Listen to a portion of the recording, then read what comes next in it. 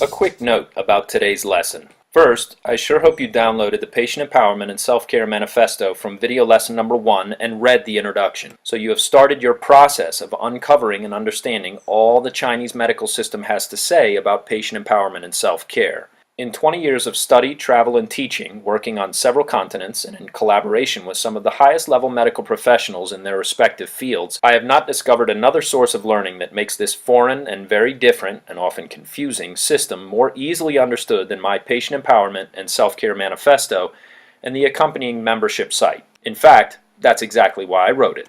If you didn't get your copy of the Introduction to Patient Empowerment and Self-Care Manifesto, click back to video lesson number 1 and get it now. It's only about 20 pages, and I promise it honestly can change your life, especially if you are stuck in a battle against chronic disease and functional illness. And it can also change your career if you are a caregiver or medical practitioner. But today, I want to quickly share with you the next free lesson and handout. Click below to download your sign-symptom matrix right now and get the Excel spreadsheet posted below this video. When you open this document, you will see in the far left column the medically and technically correct names of the most common patterns associated with chronic disease and functional illness. You have to realize what a breakthrough this system is for finally getting a hold of and putting a stop to chronic functional conditions, and even degenerative and age-related decline, no matter how long-standing your condition is. The named pattern in the far left column has a list of signs and symptoms beneath it. Then, to the right, you will see signs and symptoms in red highlight. These are the crucial sine qua non signs symptoms for that pattern. For example, the second pattern from the top is named spleen vacuity. The column immediately to the right shows orthostatic hypotension in red. Orthostatic hypotension just means you get dizzy when you stand up. I promise that this is one of the truly few medical terms that might seem the least bit intimidating. But there's always Google, and in medicine, correct terminology is crucial at the professional level. The point is, if you get dizzy standing up for a brief moment, you absolutely must have spleen vacuity as one of your patterns of imbalance. That is the only pattern of imbalance that results in and gives rise to orthostatic hypotension. Other signs and symptoms in yellow highlight are strongly suggestive of that pattern, but can also be the result of several other possible patterns and of various other pathomechanisms, i.e. a mechanism that causes illness, also known as pathology.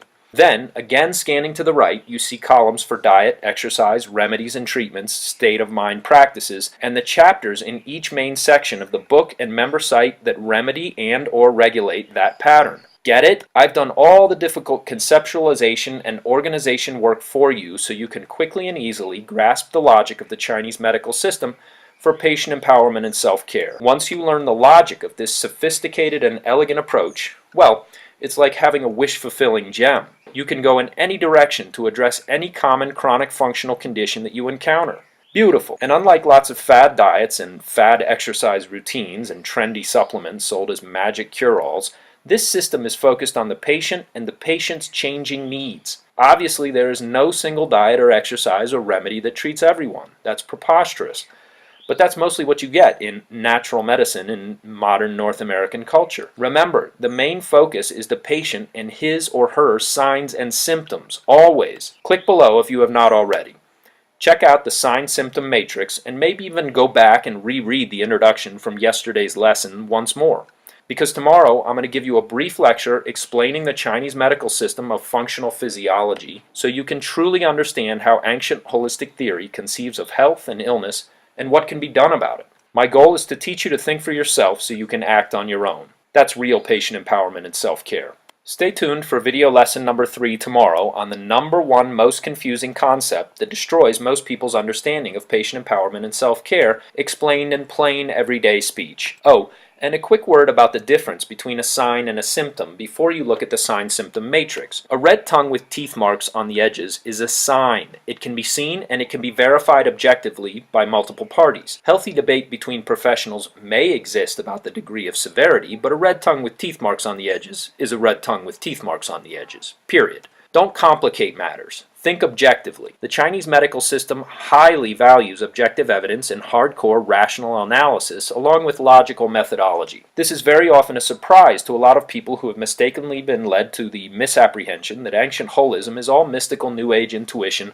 and divination with ghosts and disembodied spirits. Not in the Chinese medical system. A symptom is something that may not be objectively verified by multiple observers, but which is also generally not personally subjective. For example, anxiety, or a feeling of anxious preoccupation, is a subjective experience, but it is not personally subjective. It is subjective in that we cannot find anxiety on an MRI, image test, or blood panel. But most everyone knows what such a subjective emotion like anxiety feels like. Personal subjectivism gets into, oh, I have a direct connection with the Spirit of God, and my God told me, blah blah, intuition, even though there's no evidence that this ghost exists and this spirit only talks to me personally. Belief in ghosts and supernatural spirits is your personal subjectivism and your personal business, but it is not good medicine, and it is not helpful past the point of positive thinking. My advice is, go easy with this one. Your connection to divinity is important to you personally, but it is not useful for professional, logical, medical methodology and rational analysis. The real achievement is to learn to think and solve problems as men and women in the world of time and space.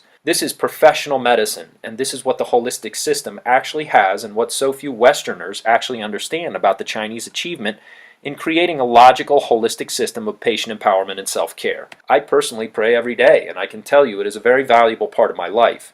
But I leave that connection out of the clinic when I go to work because of the risk of projecting my own ideas about divinity onto others. I am no atheist, but that too is my personal subjectivism. If you feel you have been gifted and blessed as a faith healer, keep it to yourself. There is nothing wrong with it, but don't rely on it, and don't shout from the rooftops about it, because there is value to learning to think and solve problems as men and women in a secular world. Your goal in learning professional caliber holism is to learn to make a rational and objectively verifiable defense that any other person or medical professional could corroborate. That's the goal of patient empowerment and self-care. So again, click below and check out all of the common patterns in chronic functional conditions in the sign-symptom matrix. Then scan to the right to see the various chapters I have in store for you. And keep a lookout for video lesson number 3 tomorrow on the one concept you must clarify before you begin your journey of patient empowerment and self-care. Okay, welcome back. I hope you got the free download from lesson number 1 on the Introduction to Patient Empowerment and Self-Care Manifesto. This is the tightest, best way that you can learn quickly about the advantages of the Chinese medical model for treating and managing chronic conditions. This is the situation that millions of people are in. Modern medicine's great at what it's designed to do, but it's just not designed very well for chronic conditions, and the ancient holistic system from China is exactly designed for managing chronic conditions, but it means that you got to know something about a medical system from another culture, and that's not easy. That's actually a very tall order. So what I'm doing is breaking all this down for you. The download today and the gift that I have for you in lesson 2 is the sign-symptom matrix. Chinese medicine is best done according to patterns. Okay, when you're talking about internal conditions and internal medicine, medical treatment, with formulas and diet and the kinds of things that we need to understand to manage chronic conditions, you must first understand, the Chinese have already thought this through over about 24 centuries. Believe me that they've come across your condition before, and if you're dealing with something that's really, really stubborn and hardcore and really gnarly to get rid of, you need to know about the system so that you can really manage your own conditions. The idea here is not that if you need to go see a professional, go, but you'll be much better informed both about your own condition and what you can do between treatments so that you really manage your own health in the right way. I meet so many people, I drink milk for this, that, and the other. It's like, really? Because you got a ton of dampness in your body, and that ain't a good move, And that's why your IBS, it really isn't going away. You need to understand we don't think according to diseases. In the Chinese medical model, we're thinking according to patterns. This sign-symptom matrix makes clear all of the common patterns. I've included enough of the common ones. You're going to see something. If you're dealing with a condition, if you're alive, and over about the age of 18 and you're not an Olympic caliber athlete, you're going to be dealing with some of these patterns. It's inevitable, It's part of the life process and the aging process. The body is going to go through certain stages as it ages. You need to understand this. So I put it all together for you in one spreadsheet. Download your sign-symptom matrix. Go back and read the introduction from the manifesto from yesterday's lesson number 1. If you haven't already, or if you did, go back and reread it, because it's going to make even better sense to you now that you've seen the sign-symptom matrix. And tomorrow I have another gift for you as well. It's going to be in the form of an audio lecture. I'll explain what that is when I talk to you in tomorrow's video.